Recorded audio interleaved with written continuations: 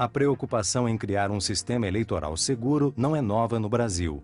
Apesar de algumas ações isoladas, as fraudes eleitorais fizeram parte da vida política brasileira durante os períodos da colônia e do Império. Elas aconteciam em todas as etapas do processo, desde o alistamento até a votação e a apuração.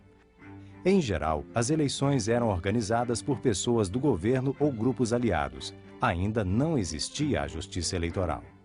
O problema continuou durante os primeiros anos da República. O pequeno eleitorado e as fraudes constantes ajudavam os políticos da situação a bater recordes de popularidade. Em 1932, o governo de Getúlio Vargas criou a Justiça Eleitoral, que ficou com a responsabilidade de organizar o alistamento, as eleições, a apuração dos votos e o reconhecimento e proclamação dos eleitos. Tudo era na base da máquina, datilografar, à mão, colocava uma tábua com pregos. Cada prego era um candidato. Depois era só contar voto por voto e a contagem era dessa forma, né? Nessa época, o rádio era a grande novidade.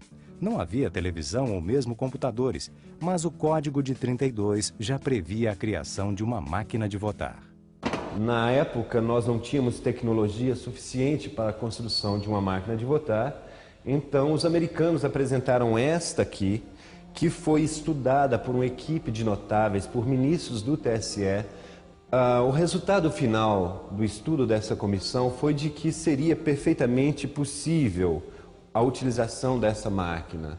Porém, em 1937, Getúlio Vargas dá um golpe de Estado, institui a ditadura do Estado Novo, não houve eleições durante este período e, obviamente, essa máquina não foi utilizada. Quase 30 anos depois, no auge dos anos 60, o engenheiro Ricardo Puntel criou o protótipo de uma máquina de votar.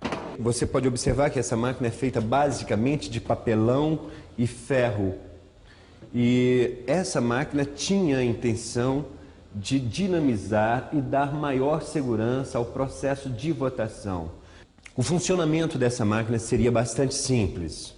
O eleitor seria orientado a premir uma dessas teclas para presidente, para senador, para deputado federal e, ao final, o presidente da mesa, a um comando seu, retirava do interior uma bobina de papel, como aquela do supermercado, onde estariam impressos todos os votos que tivessem sido efetuados nessa máquina. Mais uma vez, o projeto de mecanização foi engavetado. Com o desenvolvimento da tecnologia e a popularização do computador, o desafio passou a ser a informatização.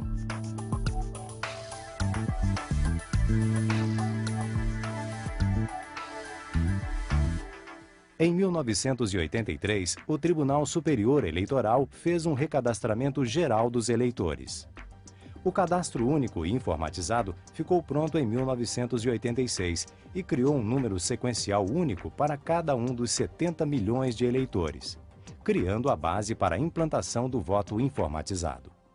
Foi importante principalmente porque propiciou um controle efetivo do cadastro de eleitores, através da criação do número único e de colocar todos os eleitores numa base de dados informatizada. A partir daí, tinha sido dado já o primeiro passo para a informatização da Justiça Eleitoral brasileira. O próximo desafio era tornar a votação e a apuração mais seguras. Para isso, o Tribunal Superior Eleitoral comprou novas máquinas e montou uma plataforma operacional interligada em rede. Nas eleições presidenciais de 1994, a totalização dos votos foi completamente informatizada. Os boletins de urna eram transcritos, digitados e enviados através de rede por cada junta eleitoral para o Tribunal Regional Eleitoral, que processava os resultados do Estado e transmitia para o TSE. O TSE, por sua vez, fazia a totalização dos votos e divulgava o resultado nacionalmente.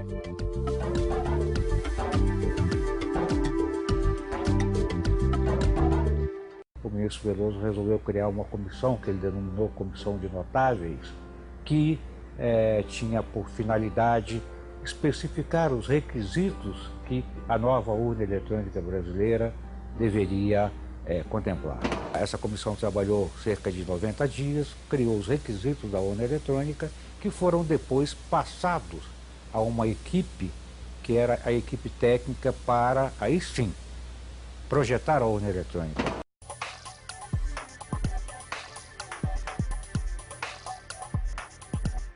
Nas eleições municipais de 1996, a urna eletrônica atingiu 26 capitais brasileiras e 31 municípios com mais de 200 mil eleitores.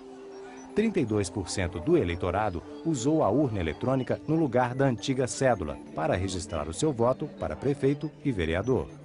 Após a eleição, o eleitorado tinha conseguido votar com tal facilidade na urna eletrônica e segurança, que não só o eleitorado, como os próprios mesários diziam: no meu município se vota com a urna eletrônica. Nunca mais nós vamos votar sem ser com a urna eletrônica. Nunca mais voltamos a votar no papel. E o mesário muitas vezes dizia: se voltar para o papel, não me chame mais para mesário. Então, isso demonstrava que a urna veio para ficar realmente.